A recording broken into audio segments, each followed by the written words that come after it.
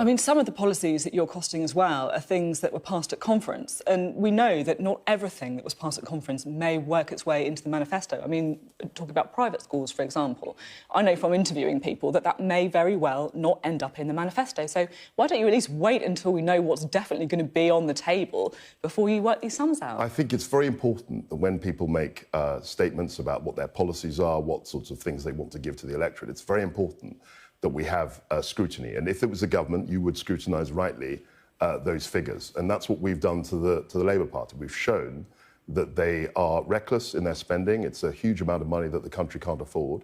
It's something like £40,000 for every household extra in terms of debt.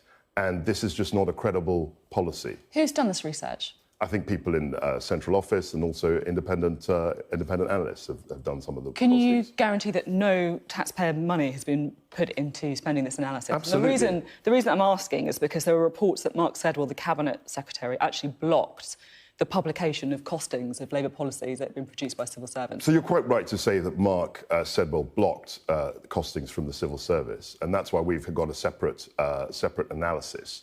No link at all, then, from the work whatsoever. that the civil servants And on have done. that point, you will remember that in previous elections, governments have always, I mean, Gordon Brown did this, certainly in 2010, they've always costed the opposition parties' manifestos, and that's quite a legitimate thing to do. But this isn't a manifesto, this is the point, isn't it? Or their policies. That's the entire point. And this is why we've done this independently. But look, we can't have politicians going around promising the earth, promising huge amounts of spending without some rigorous analysis of how much it's going to cost and who's going to foot the bill.